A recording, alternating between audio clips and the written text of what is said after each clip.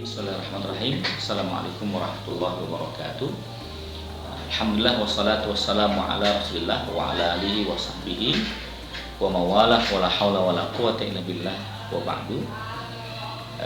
Bersyukur kepada Allah, salawat dan salam terlimpah curah kepada Rasul mulia baginda besar Nabi besar Muhammad sallallahu alaihi wasallam dan kepada para sahabatnya, tabi'in serta tabi'in. Hadirin ikhwatal iman yang dirahmati oleh Allah Subhanahu wa taala. Hidup kita ini ada variasinya, ada keanekaragamannya. Ada Allah lapangkan dengan nikmat yang banyak, ada Allah sempitkan dengan nikmat yang mungkin kurang. Ada yang sempurna hidupnya dengan orang tua, anak-anak, rumah yang luas, kendaraan yang mumpuni, ya. Tapi ada pula yang sangat-sangat memprihatinkan. Maka ketika kita melihat dalam hidup ini banyak hamba-hamba Allah yang Allah uji dengan kelapangan, Allah uji dengan kemiskinan, itulah konsekuensi dari sebuah kehidupan. Di mana Allah mengatakan dalam ayatnya, wa nabluukum bisyarri wal khairi fitnah. Kami uji engkau dengan baik dan buruknya.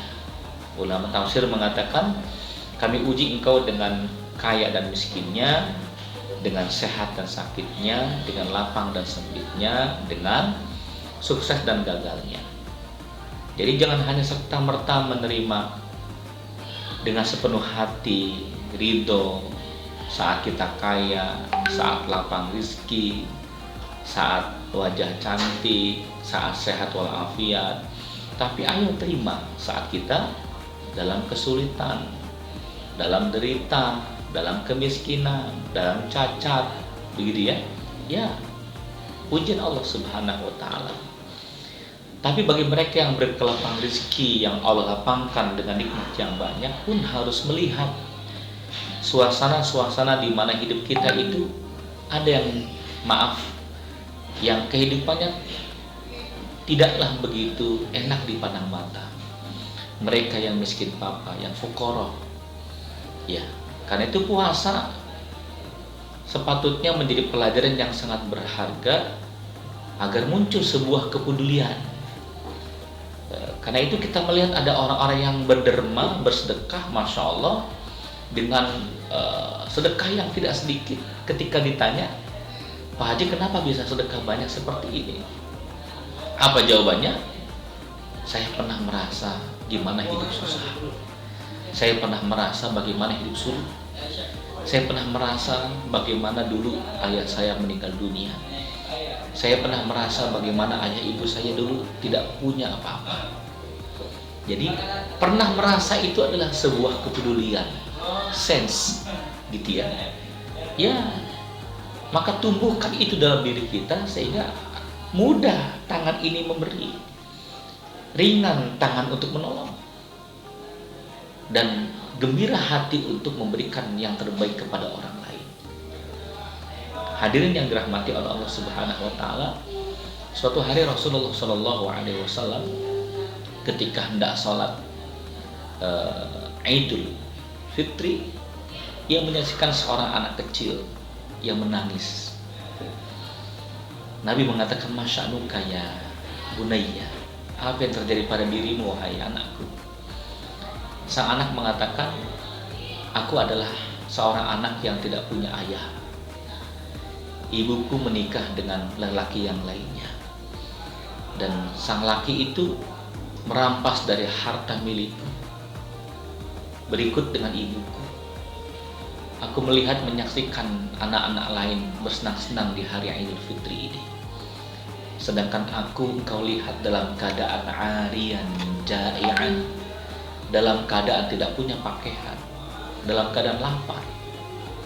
Saya tidak punya apa-apa wahai manusia. Masya Allah, dia tidak mengetahui yang di hadapannya adalah Rasulullah Shallallahu alaihi wasallam. Maka Nabi mengatakan, maukah aku ajak engkau pulang ke rumahku? Maka dengan senyum ia mengatakan mau. Sampai di rumahnya dia kaget. Masya Allah, dipertemukan oleh seorang wanita mulia. Apa kata Nabi Sallallahu Alaihi Wasallam? Jadikanlah Aisyah menjadi ibu, jadikanlah Hasan Husain menjadi saudaramu, jadikanlah Ali menjadi paman, dan jadikan aku sebagai ayah. Ayo mandi. Dan dibelikan pakaian yang indah dari Rasulullah Sallallahu Alaihi Wasallam, dan makan bersama Hasan dan Husain dengan makanan yang nikmat. Anak kecil itu menetes air mata. Ia mengatakan, lam ajid ummah khairan min. Aku tidak mendapatkan seorang ibu yang baik seperti Aisyah radhiyallahu anha, dan aku tidak mendapatkan seorang yang mulia kecuali engkau wahai Rasulullah sallallahu alaihi wasallam. Teman-teman yang dirahmati Allah, kita lihat betapa lembutnya hati Rasulullah kepada anak yatim, kepada fakir miskin. Betapa Nabi merasakan itu semuanya, karena Nabi pun lahir dalam keadaan yatim. Beberapa saat kemudian ayahnya meninggal, beliau yatim piatu.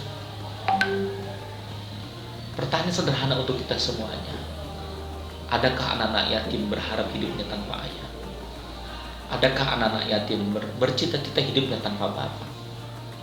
Ya, saat mereka sekolah dan pulang sekolah ingin curhat bahwa ia ranking dalam ujiannya, senang hatinya, berharap ada ayah yang memberikan hadiah. Tapi ketika dia buka pintu yang ada hanya ibunya saja, Masya Allah, ibunya mengatakan, ya nak, alhamdulillah engkau ranking sayang, tapi mau maaf nak, ibu gak bisa ngasih hadiah karena ibu gak kerja. Teriris hati seorang anak yatim ini. Maka hadirin yang dirahmati oleh Allah Subhanahu wa Ta'ala, munculnya kasih sayang dalam hati ini kepada mereka adalah cerminan kasih sayang Allah kepada kita. Nabi SAW mengatakan, irhamu man fid dunya yarhamukum man fis sama.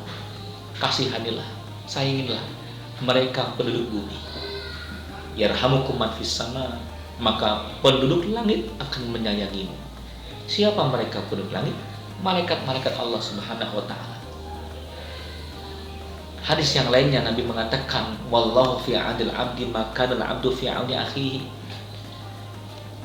Kalau engkau ingin ditolong oleh Allah Subhanahu wa Ta'ala, maka tolonglah hambamu yang lainnya. Kalau kita hendak mendapatkan pertolongan Allah, bantu orang lain. Kalau ada ayam yang jaraknya tidak begitu jauh, lelah diri untuk mengejar ayam tersebut, tapi ambilkanlah pakan, taburkanlah di depan kita, maka ayam-ayam tersebut akan datang kepada kita, mudah kita menangkapnya. Artinya apa? Kalau hendak mendapatkan rezeki yang banyak, tebarkanlah sedekah. Kalau ingin disayang oleh Allah Subhanahu wa Ta'ala, tebarkanlah cinta dan kasih sayang. Maka jamaah yang dirahmati oleh Allah Subhanahu wa Ta'ala, anugerah terindah dari Allah kepada kita adalah hati yang peduli, hati yang punya cinta, hati yang punya kasih sayang. Ikhwatul iman yang dirahmati oleh Allah Subhanahu wa Ta'ala, mengetuk pintu seorang ibu dengan anak kecil dua dalam genggamannya. Tok tok tok, assalamualaikum. Terbukalah pintu, rupanya Aisyah membuka pintu tersebut. Kata Aisyah, silakan masuk wahai ibu. Ada apa gerangan yang bisa kami bantu? Ibu itu mengatakan, adakah makanan yang bisa kami makan saat ini? Aisyah mengatakan, silakan masuk, ada makanan. Rupanya Aisyah keluar dari dapur, mengambil sepiring kecil 3 kurma, dan hanya itu saja yang ada di dalam rumah Rasulullah SAW. Subhanallah. 3 kurma disajikan oleh Aisyah radhiyallahu anha.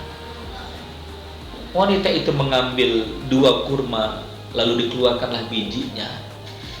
2 kurma itu diberikan kepada 2 anaknya, sisa 1 kurma. Aisyah menduga 1 kurma ini pasti untuk ibunya.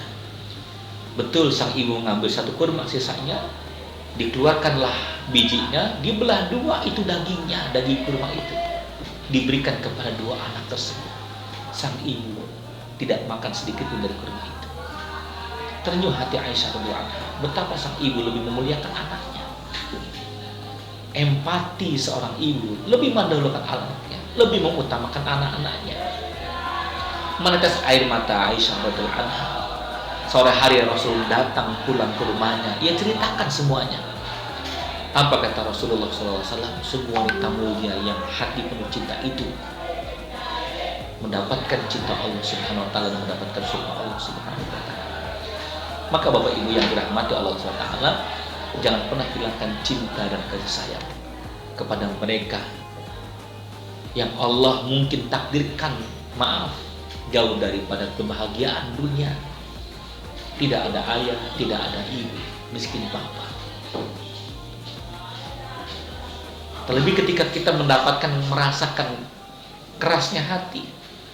Nabi mengatakan ketika seseorang datang kepada Nabi, ya Rasulullah, qasa qalbi, ya Rasul, hatiku keras membatu. Apa obatnya? Nabi mengatakan, imsah ra'sal yatim waqdi hajatah, ay kama qala Rasulullah sallallahu alaihi wasallam. Belailah rambut anak yatim dan tutupi kebutuhannya. Masya Allah, betapa Nabi itu menyarankan kita untuk memberi. Memberi itu melembutkan hati, melepaskan kita cinta dunia, menjauhkan kita tamak dari dunia.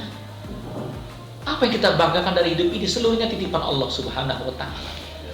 Tubuh kita, segala sesuatu di tubuh yang keluar tubuh ini nggak ada yang baik-baiknya. Mohon maaf, kulit kita ada pori-porinya, setiap keluar dari pori-pori apa itu? Keringat, daki. Yang keluar dari telinga, maaf, kotoran telinga, kotoran hidung, kotoran mata. Lebih daripada itu, maaf, tinja, kotoran dari depan dan belakang. Seluruh isi kita adalah kotoran. Apa yang kita banggakan? Maka ketika kita betul-betul hina di hadapan Allah Subhanahu Wa Taala, muliakanlah dengan kasih sayang. Jangan keras hati ini, membatu. Lembutkanlah dengan kasih sayang. Cintai fakir miskin, yatim piatu. Datanglah kepada mereka, bahagiakan hati mereka. Dengan sedikit yang kita miliki, maka Allah akan muliakan kita dengan berjuta-juta nikmat dan anugerah, bahkan pertolongan Allah dunia dan akhirat Allah Subhanahu Wa Taala. Hal jazaul ihsan illa ihsan. Tidak ada balasan kebaikan kecuali kebaikan. Fajazau sayyi'atin sayyi'atin mislaha. Tidak ada balasan keburukan kecuali keburukan. Maka barang siapa yang memberi, mencintai, berbagi, maka Allah akan berikan kebaikan kepada kita. Bapak Ibu, bahagia kita saat ini bisa jadi karena kebaikan kita masa lalu. Kemudahan kita saat ini, mudah sekolah, mudah kuliah, mudah makannya, mudah hidupnya. Kenapa? Karena Anda pernah menolong fakir miskin di tengah jalan. Atau mungkin Anda pernah memberikan sebungkus nasi kepada seorang yang nongkrong di pinggir jalan, yang kelaparan. Atau Anda memberikan uang jajan kepada si yatim, barang 10.000 rupiah. Hatinya bahagia, wajahnya sumringah, senyum dia bahagia. Kata Allah, aku bahagiakan hati. Begitu. Maka Bapak Ibu yang dirahmati oleh Allah SWT, ayo bangkitkan empati tersebut, munculkan kepedulian, hadirkan kasih sayang kepada fakir miskin, terlebih kepada anak yatim. Maka di sana akan datang kebahagiaan kepada kita, ketentraman, ya, kenikmatan, bahkan pertolongan Allah akan datang berikutnya, sampai kita mendapatkan pertolongan Allah di masa kita mendapatkan sakaratul maut yang namanya husnul khatimah. Ini saja kiranya Bapak Ibu yang dirahmati Allah, semoga yang sedikit ini bermanfaat. Mohon maaf atas segala kekurangan, kesalahan dari saya pribadi. Astagfirullahaladzim. Wassalamualaikum warahmatullahi wabarakatuh.